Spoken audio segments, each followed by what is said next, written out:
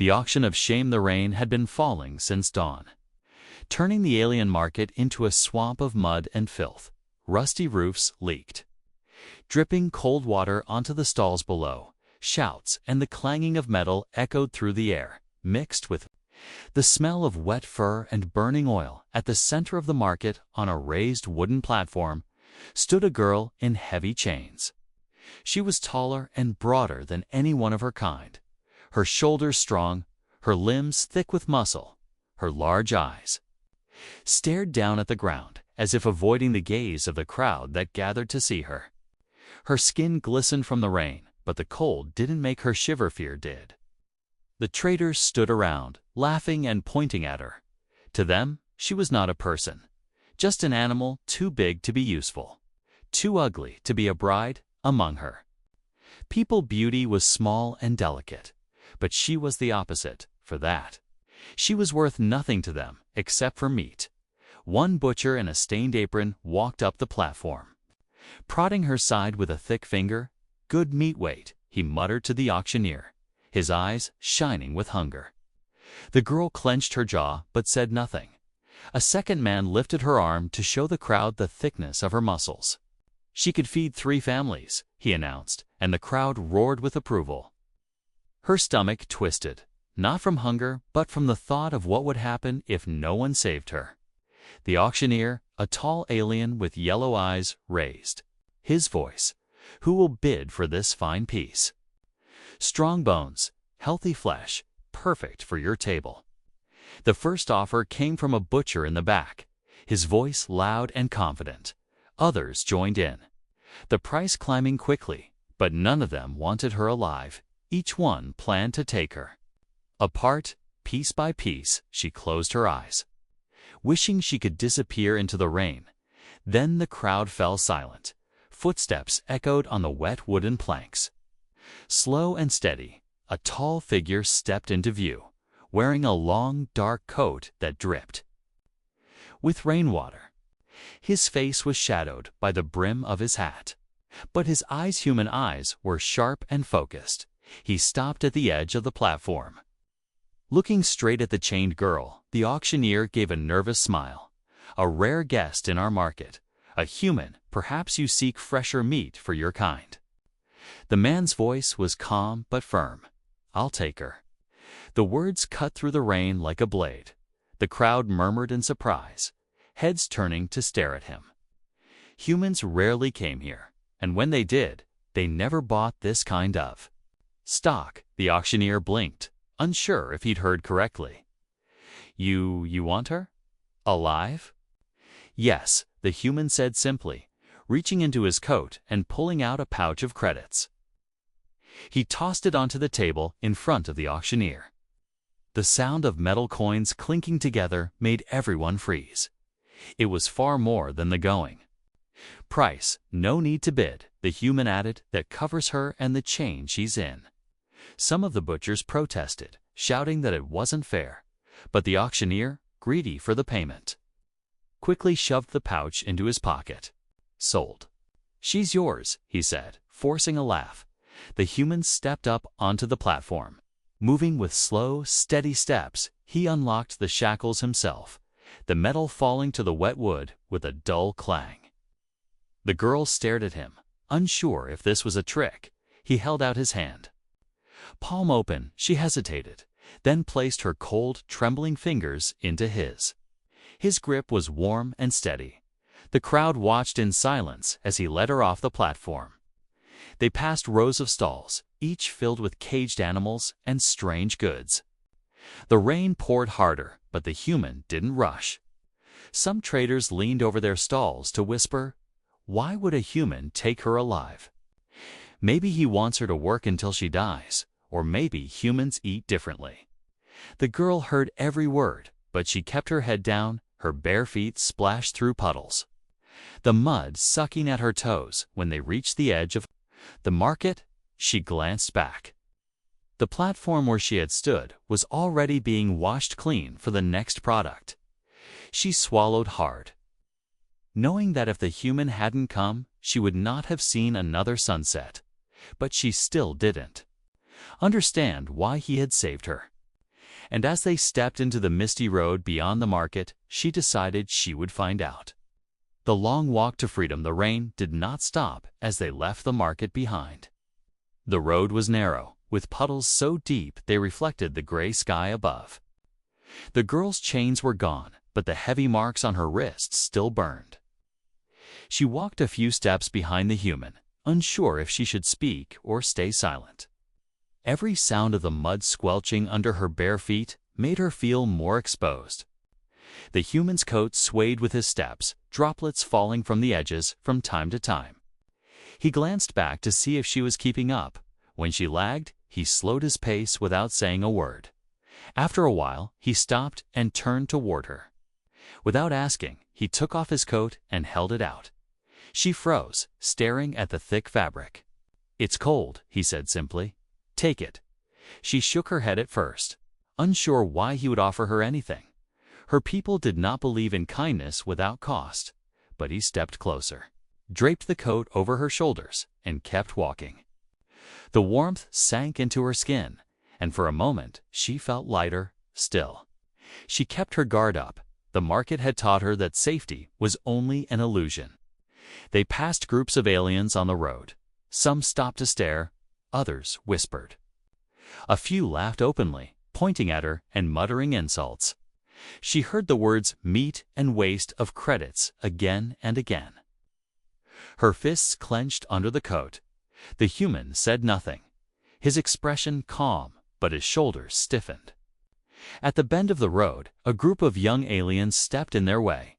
They were dressed in patched leather, their eyes sharp with greed. One of them grinned, showing sharp teeth. "Nice purchase." "Human," he sneered. "We'll pay you double for her." The human's reply was quiet but carried weight. "She's not for sale." The tallest of the group stepped forward. "Triple," he said. "You can walk away rich and warm tonight."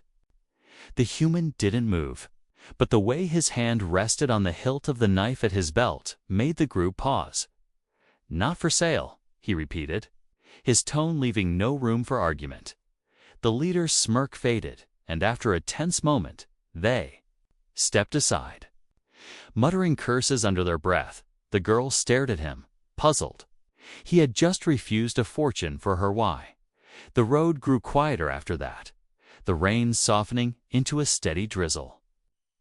Bird-like creatures called from the trees, their voices sharp in the damp air. The human led her through a narrow trail into the woods. She hesitated at the edge, knowing the forest could hide many dangers.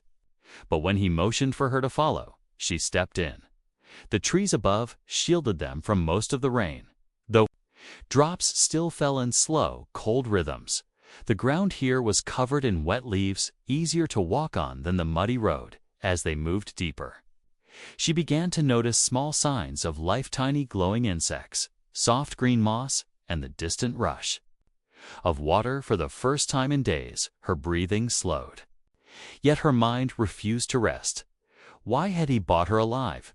Why not sell her to someone else? Why offer her warmth when he could have treated her like the butchers did? Her people believed humans were dangerous, unpredictable.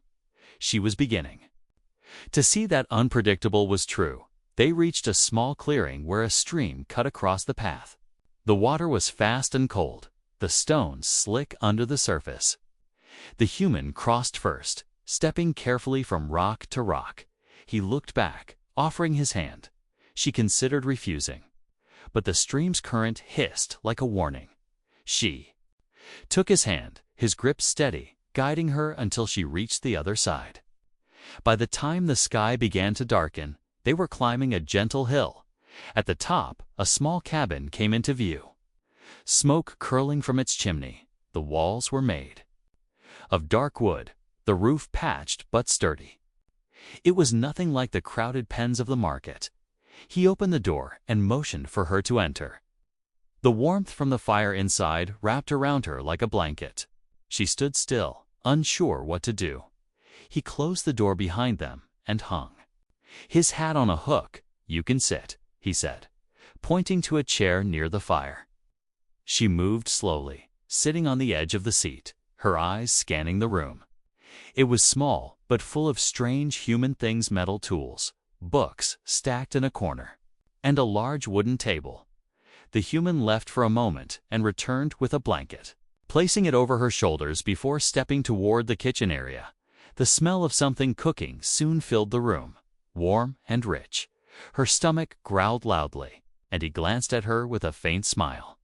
"Dinner," he said, almost like a promise. And for the first time since leaving the market, she wondered if maybe, just maybe, this walk was truly the beginning of her freedom. The first meal, the fire crackled softly in the corner of the cabin. Its warm light painted the wooden walls in shades of gold and orange. The girl sat quietly in the chair, wrapped in the blanket the human had given her. Her wet hair clung to her cheeks, and steam rose faintly from the coat draped over her lap.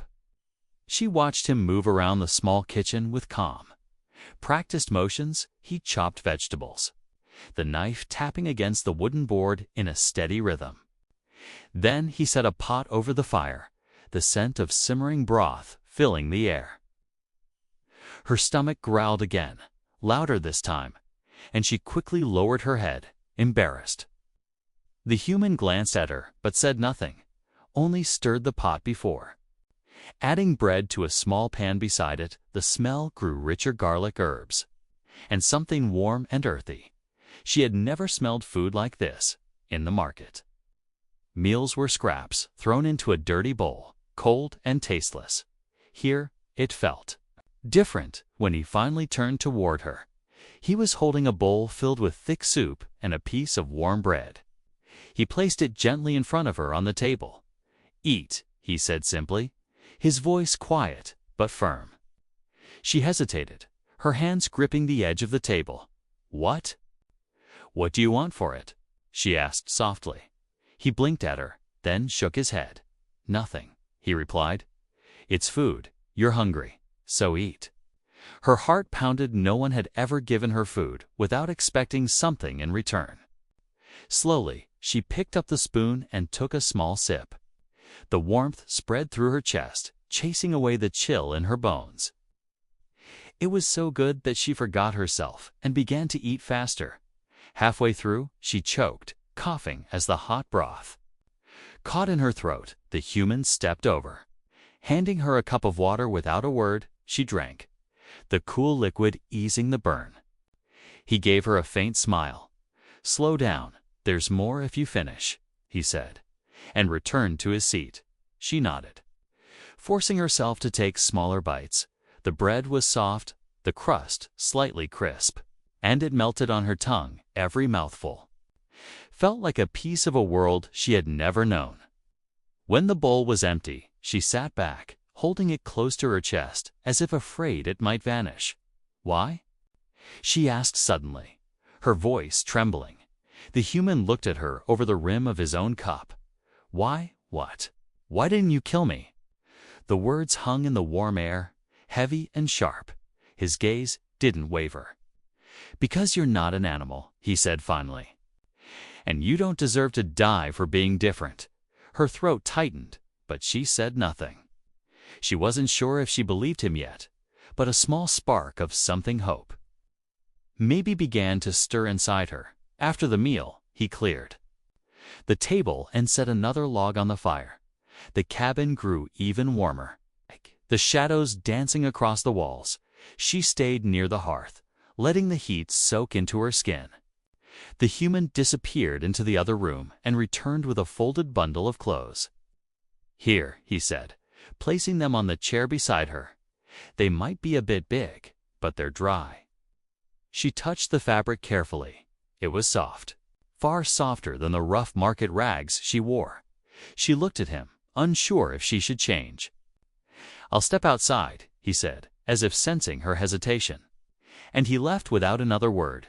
When he returned, she was wearing the clothes, the sleeves rolled up and the trousers tied at the waist with a bit of string. For the first time in years, she felt covered and warm. The human gave a small nod of approval, but said nothing more. As the night deepened, the wind outside howled softly, rattling the windows inside. The fire's glow and the steady rhythm of the human's movements made the cabin feel like another world entirely. She watched him as he worked at a small desk, scribbling something in a worn notebook. Finally, she asked, "Where will I sleep?" He looked up, then pointed to a bed in the corner of the room. "It's yours for as long as you need it," he said simply. Her chest tightened again. No one had ever offered her a bed. She walked over, the blanket still around her shoulders, and sat carefully on the edge. It was soft, not like the cold ground or the hard cages she knew. The human moved to the door, checking the lock before turning down the lantern. "Rest," he said quietly. "You're safe here." She lay down slowly, the warmth of the bed wrapping around her as her eyes closed.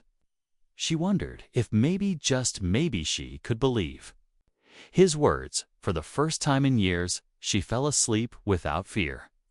And the last thing she heard was the steady sound of the fire and the quiet breathing of the human who had claimed her life, not to take it, but to give it back. The shadow of the hunters. The morning came quietly, with pale light slipping through the cabin's small windows.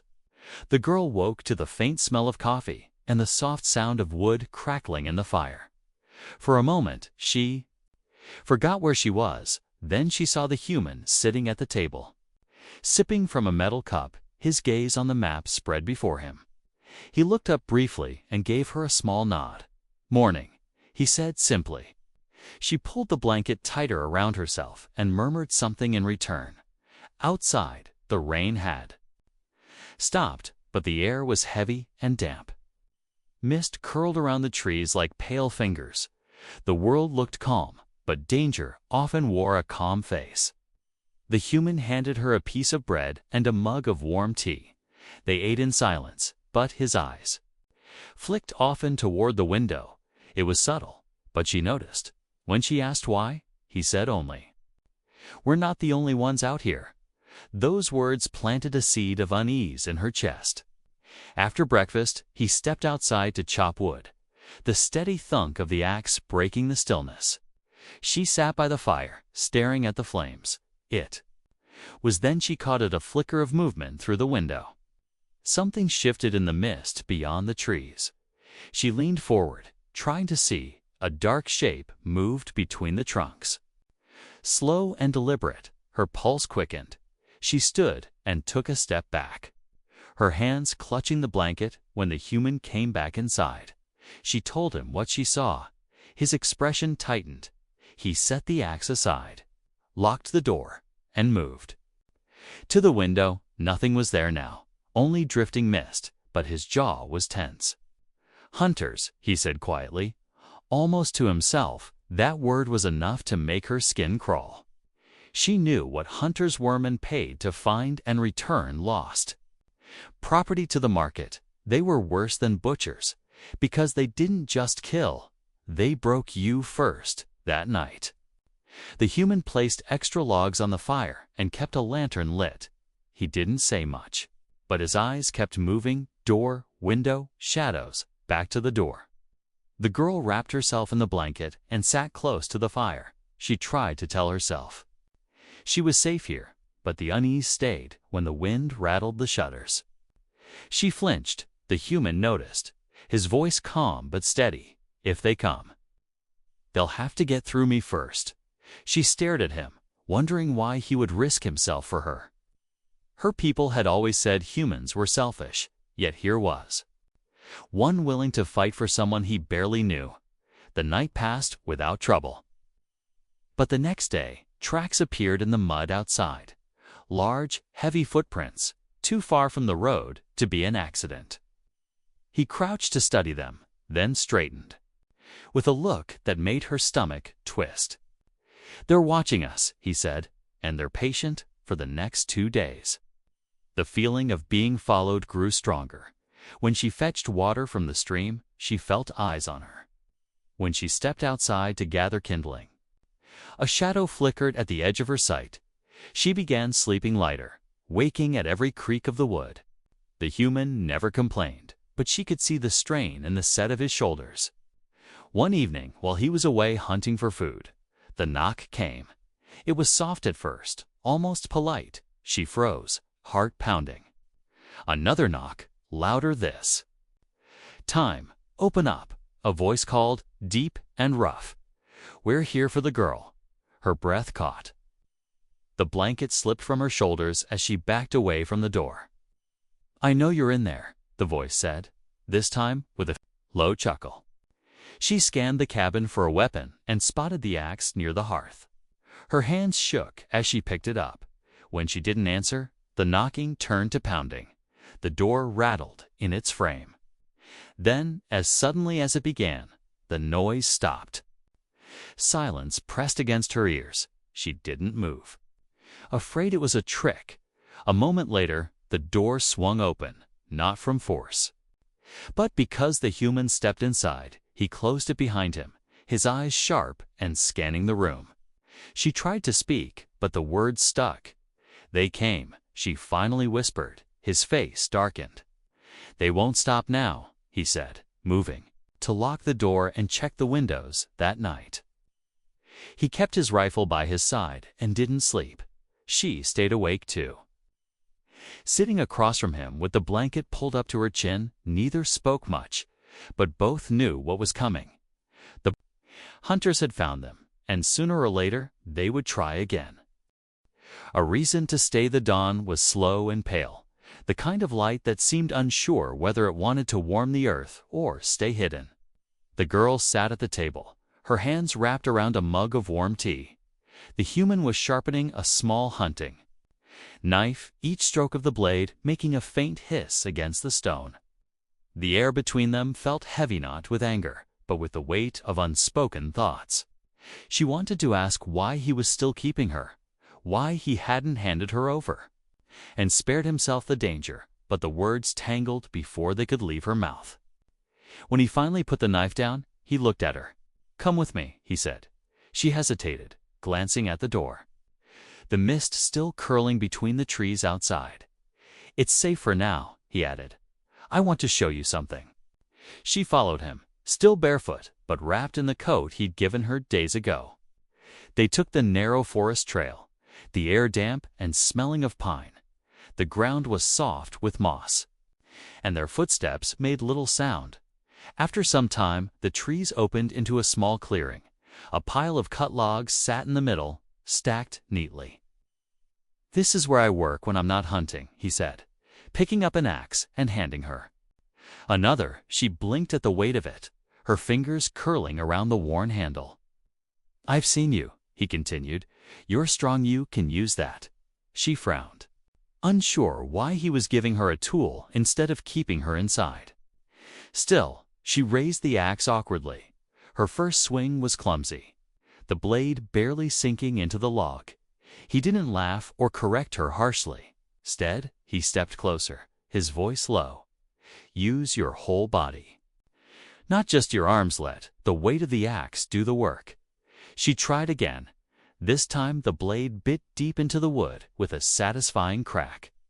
A small smile tugged at her lips before she could hide it. "Better," he said simply, and stepped back to give her space. For the next hour, they worked side by side, the steady rhythm of chopping filling the clearing. The air was cool, but the work warmed her muscles. She realized that, for once, no one was mocking her for her size. Here, her strength wasn't a curse, was useful. When they paused to rest, she found herself looking at him differently. He wasn't treating her like a burden or a prize, just like a person. They carried the logs back to the cabin together, stacking them neatly by the wall inside. He set a pot over the fire while she arranged the firewood in the box near the hearth. It was a simple task, but she felt a strange sense of pride in doing it. When the food was ready, they ate in quiet. After a while, she spoke, her voice softer than she intended. "My family sold me," she said. "They said I was too big to find a mate. Too much to feed." He didn't interrupt, just kept listening. "They took the first offer they could get, even if it meant I'd be butchered," she continued, her hands curling into fists. The human leaned forward slightly. "They were wrong," he said. "Here, you're enough." Her breath caught, the words sinking deeper than she expected. No one had ever told her she was enough. They finished the meal, and she helped clean the table without being asked. It was a small thing, but it felt right. That night, the air outside grew colder. The fire burned bright in the hearth, casting warm shadows across the room. She sat near it, working on mending a tear in the blanket with an old sewing kit she found in the cabin. The human was at his desk, oiling the rifle. The quiet between them was comfortable now when the wind rattled the shutters. She didn't flinch as much as before. Instead, she looked toward him, and when he glanced up, they shared a brief nod. She realized she was starting to feel something dangerous safe. Later, as she lay in bed, she thought about leaving. She could try to find another settlement, hide somewhere far from hunters. But the thought of stepping out into the world without him made her chest feel hollow. He had given her food, warmth, and work things she never thought she'd have again. And for the first time since the market, she felt like she had a reason to stay. The threat returns the night was darker than usual. Thick clouds hid the moon, and the forest around the cabin felt like it was holding its breath. The human sat at the table, cleaning the rifle with slow, steady motions. The girl was near the fire, sewing a tear in one of his shirts. The only sounds were the faint pop of burning wood and the quiet scrape of metal against metal. But beneath that calm, something in the air felt wrong. She noticed it first, not a sound, but an absence of one. The forest was silent. Too silent. No birds, no rustling leaves, not even the usual creak of tree branches. She set the sewing down and looked at him. "Do you hear that?" she whispered. He didn't answer, but his eyes shifted toward the window, slowly. He set the rifle down and reached for the lantern, lowering its flame until the cabin was only lit by the fire. They both listened. At first, there was nothing. Then a faint crunch in the snow outside. Her heartbeat quickened. He moved silently to the door, checking the lock. Another step outside, closer this time. The girl's breath caught. The human gestured for her to move away from the window. Then the knock came. It was soft, almost gentle. "Open up," a deep voice called. "We're here for the girl." Her stomach twisted at the sound. Kay said nothing, just picked up the rifle.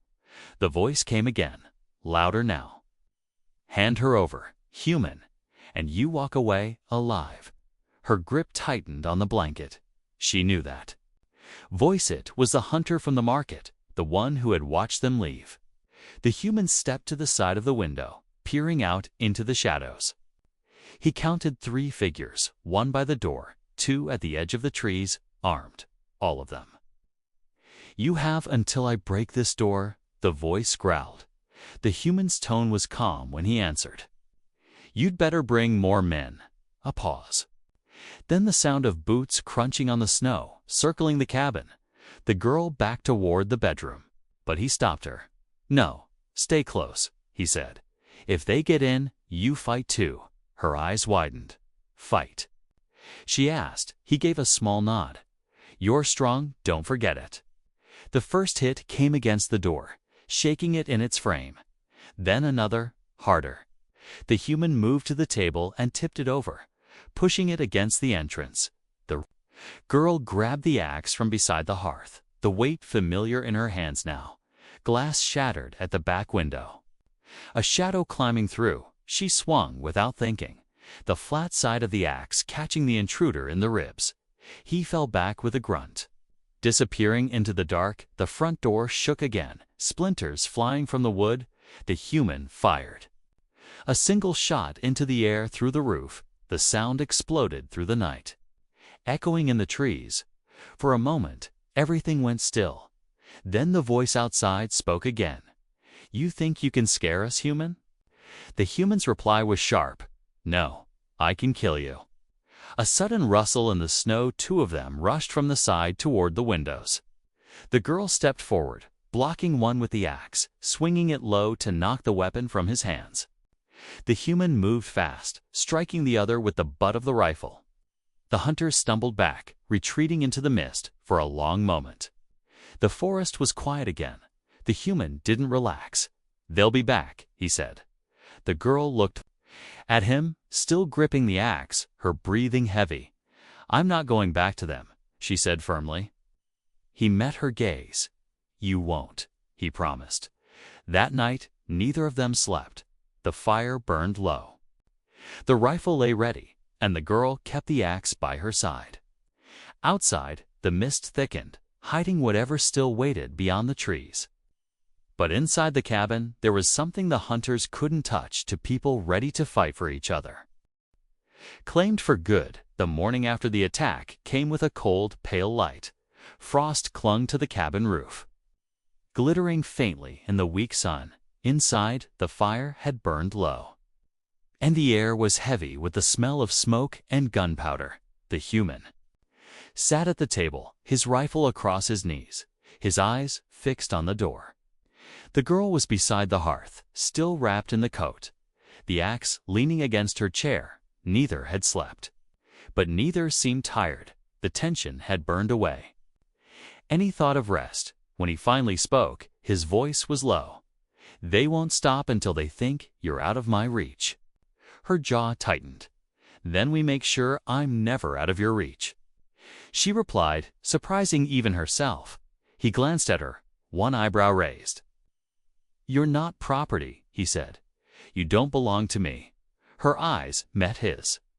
"Steady, maybe not by chain," she said, "but I choose where I stand, and right now." She knew exactly where that was here, beside him, by mid-morning. The sound of boots on frozen ground came from the forest. The human stood, setting, the rifle on the table within easy reach. Through the window, 3 figures appeared, not sneaking, not rushing, but walking straight toward the cabin.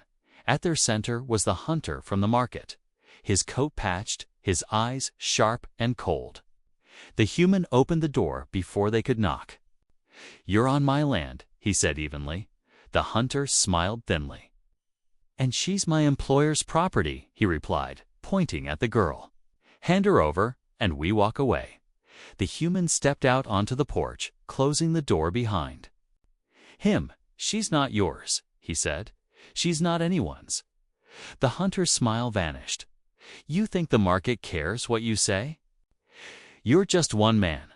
The human's reply was calm, but carried steel. "Then you'd better bring an army." The hunter's hand twitched toward his weapon, but the girl's voice rang out from inside the cabin. "Enough." The door swung open, and she stepped out, still holding the axe. Her breath misted in the cold air. Her eyes hard. "I'm not meat," she said, her voice carrying across the clearing. "I'm not property.